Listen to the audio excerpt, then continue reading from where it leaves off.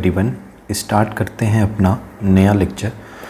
देखो आज हम पढ़ने वाले हैं कॉन्टिन्यूअस चार्ज डिस्ट्रीब्यूशन, बट आज उससे पहले हम बात करेंगे एक न्यूमेरिकल की, जो कि बहुत अच्छा और इम्पॉर्टेंट न्यूमेरिकल है बोर्ड के हिसाब से। बोल रहा है कि हमारे पास चार चार्जेज हैं +q, -q एंड -q, जो कि प्लेस हैं respectively at the corner of the ABCD of the square, जिसके साइड A है। ठीक है, arrange in the given order, ये सब गिवन ऑर्डर में है, रिस्पेक्टिवली प्लेस्ड है। And calculate the intensity of the electric field at the centre of the square. हमें स्क्वायर के सेंटर पे इलेक्ट्रिक फील्ड इंटेंसिटी निकालनी है इन चारों चार्जेज की वजह से। आई होप इतना क्लियर होगा। चलिए ठीक है, तो आइए देख लेते हैं पहले फिगर फटाक से। तो फिगर में देखो ध्यान से, बोल क्या रहा है कि हमारे पास ये चार्ज हैं +q और -q। मैं यहाँ पे दिखा दे रहा हूँ, ये है +q, ये है +q, ये है -q ABCD पे प्लेस्ड है। ऐसे ABCD चल रहा है हमारे पास। ठीक है, उसके बाद से अगर हम बात करें इस A की वजह से इस O पॉइंट पे लगने वाली इलेक्ट्रिक फील्ड की, तो बताओ ध्यान से, ये पॉजिटिव है, तो पॉजिटिव से हमेशा इलेक्ट्रिक फील्ड का डायरेक्शन क्या होता है? आउटवर्ड होता है। तो ये इलेक्ट्रिक फील्ड क्या इस डायरेक्शन में लगाएगा? अच्छा, ये देखो C वाला जो है ये निगेटिव है, तो ये अपना इलेक्ट्रिक फील्ड जो लगाएगा इस O पॉइंट पे, क्या ये भी अपने ही तरफ लगाएगा? क्योंकि निगेटिव का इलेक्ट्रिक फील्ड क्या होता है? टूवर्ड निगेटिव होता है। तो दो हमारे पास इलेक्ट्रिक फील्ड मिल गए, एक मिल गया EA और एक मिल गया EC। दोनों का डायरेक्शन सेम है ना? दोनों का डायरेक्शन अगर सेम है तो क्या हम दोनों को ऐड अप कर सकते हैं सिंपली, क्योंकि इनके बीच में दोनों का एंगल तो है नहीं, तो दोनों को हम ऐड कर देंगे EA और EC निकाल के। तो हमें एक इनका रिजल्टेंट मिल जाएगा, जिसको हम क्या बोल सकते हैं? E1, जिसका डायरेक्शन भी क्या रहेगा? यही रहने वाला है। ओके, सिमिलरली अगर हम बात करें इसी तरह EB और ED की, मतलब इस B पॉइंट की वजह से इस O पॉइंट पे इलेक्ट्रिक फील्ड, तो देखो पॉजिटिव है तो ये भी इधर आएगा, और जो D पॉइंट है उस D पॉइंट की वजह से भी इलेक्ट्रिक फील्ड का डायरेक्शन क्या रहने वाला है? यही रहने वाला है। दोनों का डायरेक्शन फिर सेम है, तो दोनों को हम फिर ऐड अप कर देंगे, तो एक रिजल्टेंट मिल जाएगा हमारे पास E2, जिसका डायरेक्शन अभी भी क्या रहने वाला है? वही रहने वाला है। ओके ठीक है, अब दो रिजल्टेंट वेक्टर्स हमें मिल गए हैं। E1 मिल गया है जिसका डायरेक्शन ये था, और एक मिल गया है E2। क्या इन दोनों वेक्टर को हम ऐड कर दें तो एक resultant vector net field intensity पता चल जाएगी हमें? बस यही करना है आपको, और उसके लिए आपको बस EA, EB, EC, ED निकालना होगा। तो ध्यान से देखो, मैं EA, EB, EC, ED की बात करता हूँ। सबसे पहले मैं आपको समझा दे रहा हूँ, फिर यहाँ पे नीचे सॉल्व किया हूँ दिखा दूंगा। देखो EA यहाँ से यहाँ तक का डिस्टेंस कितना है, और EA यहाँ था है ना, पॉइंट ये है ना, तो यहाँ से यहाँ तक का डिस्टेंस कितना है? R है। ठीक है, अच्छा यहाँ पे EC निकालेंगे तो भी ये डिस्टेंस कितना रहेगा? R ही रहेगा। तो हम R पहले फाइंड कर लें। तो R निकालने के लिए क्या ये ट्रेंगल आपको दिखाई दे रहा है? EOB ट्रेंगल AOB दिख रहा है आपको? AOB ट्रेंगल में अगर आप ध्यान देखें तो पाइथागोरस लगा सकते हैं। पाइथागोरस लगाएंगे तो क्या होगा? R square is equal to क्या आ जाएगा? A स्क्वायर आ जाएगा। यहाँ से आप निकालेंगे R स्क्वायर की वैल्यू तो क्या आ जाएगा? A²/2 आ जाएगा। तो R पता चल गया आपको, R की वैल्यू कितनी आ गई? A²/2। तो बच्चों A²/2 जो वैल्यू आई है ये उठा के पुट कर देंगे और सॉल्व कर लेंगे, क्योंकि आपको इलेक्ट्रिक फील्ड का फॉर्मूला पता है। तो आइए फटाक से हम निकाल लेते हैं electric field. EA, EB, EC, ED सब की वैल्यू सेम आएगी। कैसे? तो देखो EA निकालोगे तो कितना आएगा? KQ/R², और R की वैल्यू कितनी है हमारे पास? A²/2, यही आएगा। तो A²/2 है, ध्यान देना यहाँ पे R स्क्वायर की वैल्यू। अभी यहाँ पे नीचे मैं सॉल्व किया हूँ, एक बार फिर से ध्यान से देख लीजिएगा। वैल्यू है हमारे पास ये। अब ये नीचे देखना, EA की वैल्यू कितनी आई? अभी हमने बताया था EB, EC, ED सब क्या आएगा? सेम आएगा, क्योंकि सबका डिस्टेंस सेम है। R कैसे निकालेंगे ये भी मैंने बता दिया, पाइथागोरस लगा दीजिएगा। तो पाइथागोरस लगाएंगे तो आपको पता चल जाएगा R की वैल्यू आ जाएगी कितनी? A²/2। ठीक है, अब देखो आपको बस कुछ नहीं करना है, यहाँ पे फॉर्मूले में पुट कर देना है वैल्यू। फॉर्मूले में जब पुट करेंगे तो क्या आ जाएगा? KQ/R², जो कि वैल्यू है हमारे पास कितनी इसकी? KQ/A²/2 आ जाएगा। क्लियर है इतना? ये 2 जो है, ये देखो एक चीज़ यहाँ पे गलत हो गया है। क्या गलत हुआ है? ये हमने बोला था आपसे कि जो वैल्यू आ रही थी यहाँ पे ये नहीं, सॉरी, सही है ये फॉर्मूला बस आपका क्या आ गया? KQ/A²/2। अब यहाँ पे फिगर में एक बार आओ, थोड़ा ध्यान से फिगर में देखो, EA EC दोनों वैल्यू को अगर जोड़ दे तब तो E1 मिलेगा। तो EA EC दोनों की वैल्यू सेम है ना, तो दोनों की वैल्यू सेम है तो EA और EC इसकी वैल्यू निकाला था आपने, कितना आया था, ये आया था KQ A²/2। ये 2 जो है ऊपर चला जाएगा तो कितना हो जाएगा 2KQ/A² हो जाएगा। इसी तरह हमारे पास EC भी मिलेगा, वो भी इतना होगा तो कितना हो जाएगा 2KQ/A²। दोनों को जोड़ोगे तो क्या हो जाएगा बताना, 4KQ/A²। क्या होगा कि नहीं, तो इसीलिए हमने बोला यहाँ पे जो ये वैल्यू ऐड हैं कौन सी, ये EA और EC इनकी वैल्यू कितनी आ गई 4KQ/A², जो कि ऐसे आई है। क्लियर है इतना, ठीक है। इसी तरह हम EB और ED निकाल लें तो EB ED निकालेंगे तो भी इतना ही आएगा, सिमिलरली कितना आएगा 4KQ/A², जो कि यहाँ पे आपको दिख रहा है, ठीक है। अब E1 और E2 इन दोनों के बीच का एंगल कितने डिग्री का होगा, ध्यान से देख के बताना। फिगर में देखो, फिगर में इन दोनों के बीच का एंगल कितने डिग्री का है, E1 और E2, क्या ये 90 डिग्री होता है। तो अगर दो वेक्टर के बीच का एंगल 90 डिग्री है तो आपको पता है फॉर्मूला ना, फॉर्मूला क्या होता है, दो वेक्टर अगर परपेंडिकुलर होते हैं तो E रिजल्टेंट वेक्टर जब निकालोगे तो हो जाएगा E1 प्लस E2 प्लस ये सब अंडर रूट में स्क्वायर करके रहते हैं और क्या हो जाता है plus 2E1 E2 cos theta, और कॉस थीटा 90 है तो वैल्यू क्या हो जाएगी 0। फिर ये बाहर निकलेगा तो हम यहाँ पे E1 लिख लेना और यहाँ पे क्या लिख लेना E2 लिख लेना, देन E1 का स्क्वायर प्लस E2 का स्क्वायर, केवल यही बच जाएगा। बाकी ये 2 कॉस थीटा वाली वैल्यू क्या हो जाएगी 0।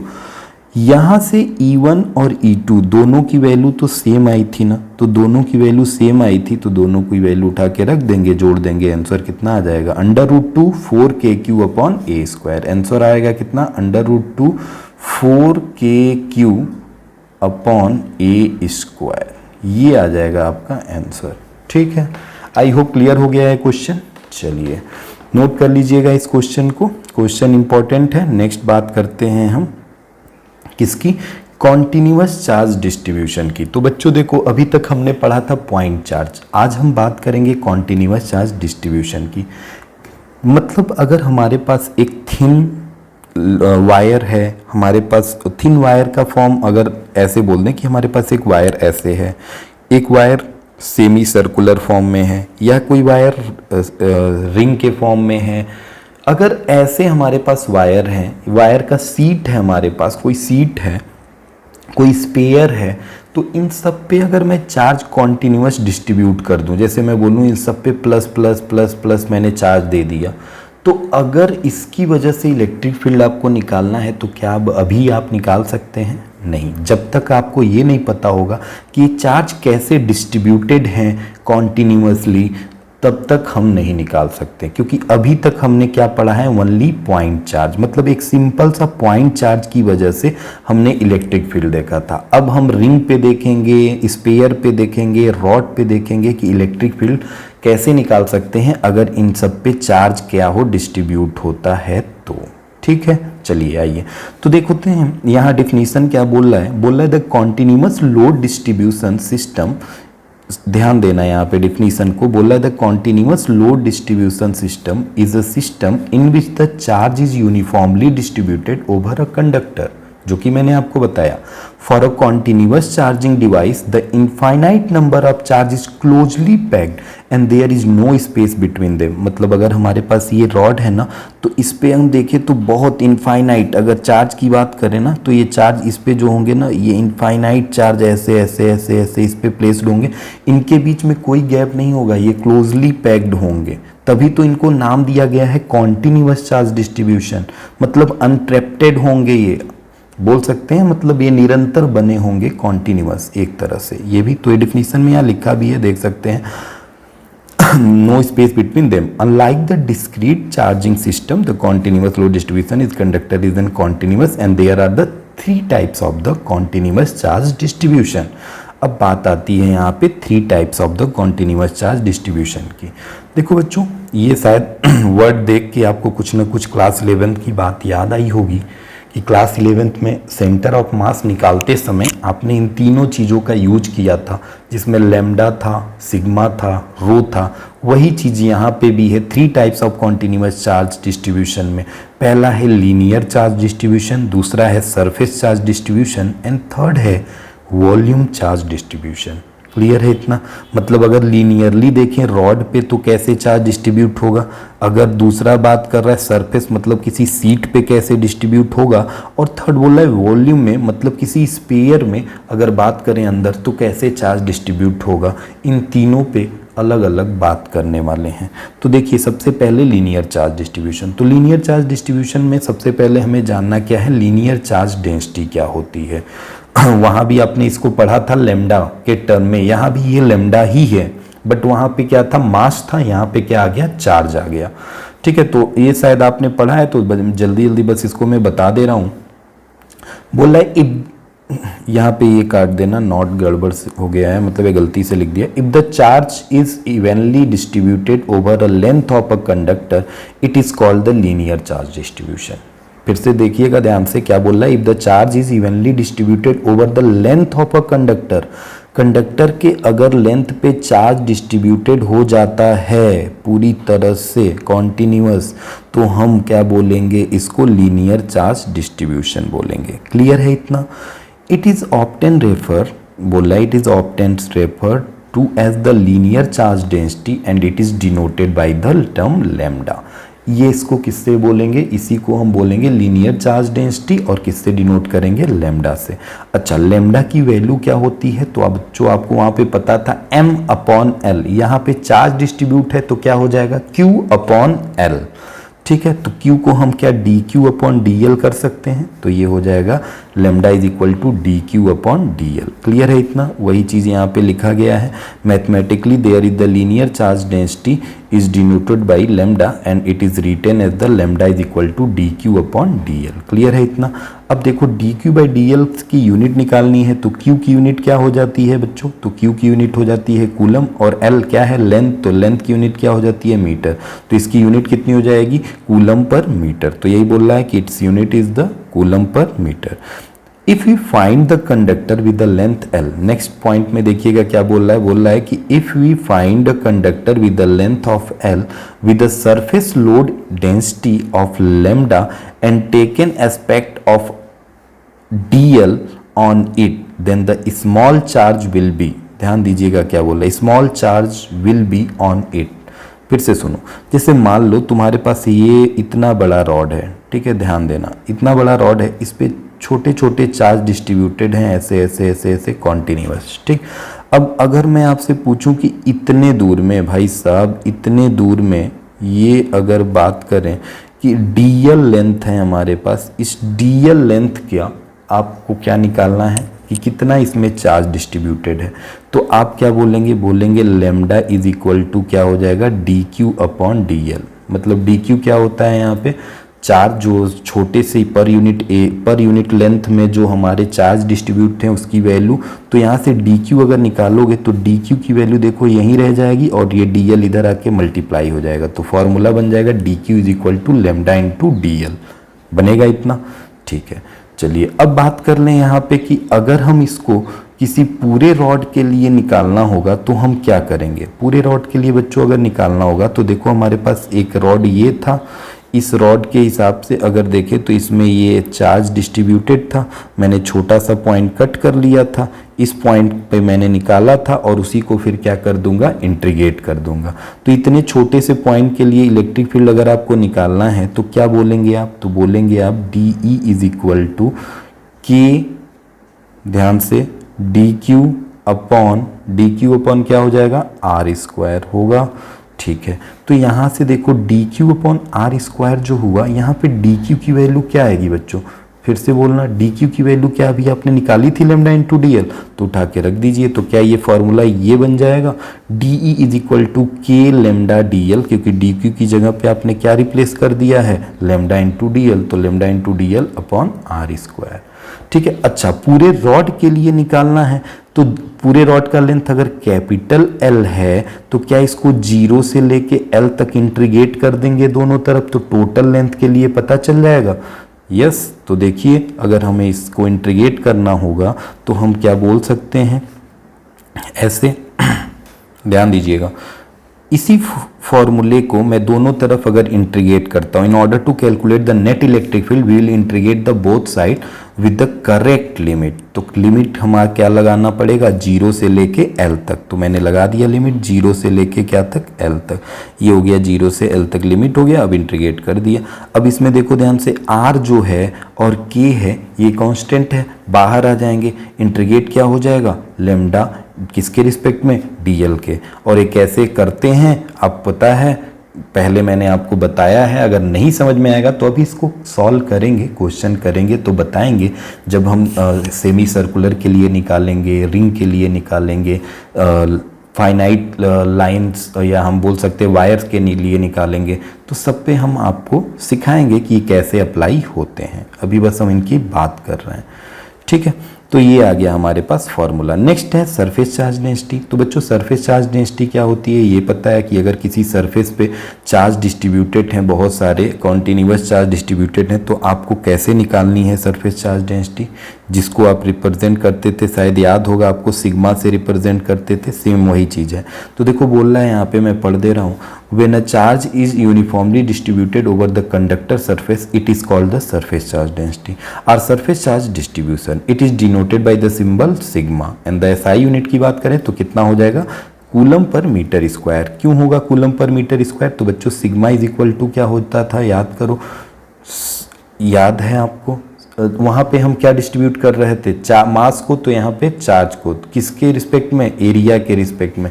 तो चार्ज पर यूनिट एरिया, तो चार्ज की यूनिट क्या हो जाएगी, कूलम, और एरिया की यूनिट क्या हो जाएगी, मीटर स्क्वायर। तो coulomb per metre square. I hope clear हुए है, ठीक है। मैथमेटिकली इसको अगर हम डिनोट करना होगा तो कैसे डिनोट करेंगे, तो मैथमेटिकली हम बोलेंगे sigma is equal to dq/ds, ठीक है। सिमिलरली अब देखो, जैसे ऊपर हमने सॉल्व किया था वैसे इसको भी बोल सकते हैं, dq is equal to sigma into ds बोल सकते हैं, क्योंकि यहाँ से dq की वैल्यू निकालोगे तो ds इधर आके क्या हो जाएगा, मल्टीप्लाई, dq की वैल्यू निकल जाएगी। अच्छा, अब पूरे सीट के लिए निकालना है तो पहले छोटे से सीट के लिए निकाल लेंगे, मतलब इसमें छोटा सा पार्ट कट कर लेंगे, dq के लिए निकाल लेंगे electric field.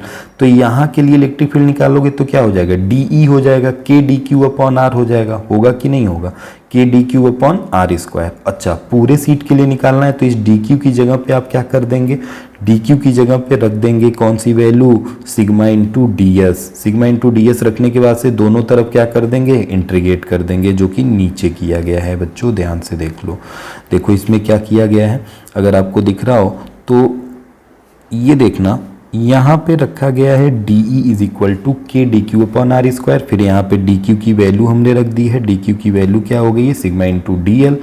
Sigma into D L गलत हो गया है, ये इसको सही कर लीजिएगा, सिग्मा इंटू डी एल नहीं है, ये है डी एस, इसको कर लीजिएगा डी एस, ठीक है।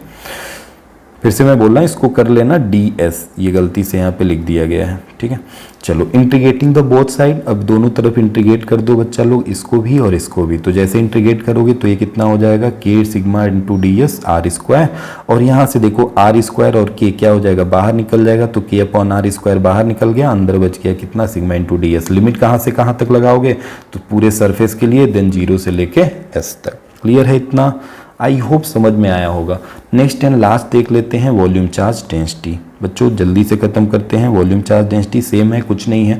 अगर पूरे वॉल्यूम में, जैसे एज लाइक मैं स्पेयर की बात करूं, इस स्पेयर में पूरा चार्ज डिस्ट्रीब्यूटेड है, तो जो चीज़ें निकालनी होती है तो हम वहाँ पे बोलते हैं वॉल्यूम चार्ज डिस्ट्रीब्यूशन है।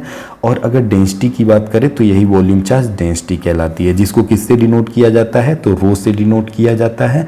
और आपको पता है कि वो रो जो होता है वो क्या होता था वहाँ पे, m अपॉन वी वॉल्यूम, तो यहाँ पे d q upon d v हो जाएगा। इसकी यूनिट क्या होती है, c, और v की यूनिट क्या होती है, मीटर क्यू। तो कूलम पर मीटर क्यू क्या हो जाएगी, इसकी यूनिट हो जाएगी, coulomb per metre cube. Clear है इतना, चलो ठीक है, ये हो गई इसकी यूनिट। अब बात कर लें कि अगर हमारे पास कूलम पर मीटर क्यू मिल गया है तो जैसे वहाँ पे अभी हमने निकाला था छोटे से स्मॉल के लिए चार्जेज की वजह से, तो क्या यहाँ पे डी क्यू की वजह से निकालेंगे तो ये डी भी इधर आके मल्टीप्लाई हो जाएगा, तो d q is equal to क्या हो जाएगा, ये रो है पी मत समझ लेना, क्या हो जाएगा रो इंटू डी बी हो जाएगा। क्लियर है इतना? चलो ये रो इंटू डी बी मिल गया।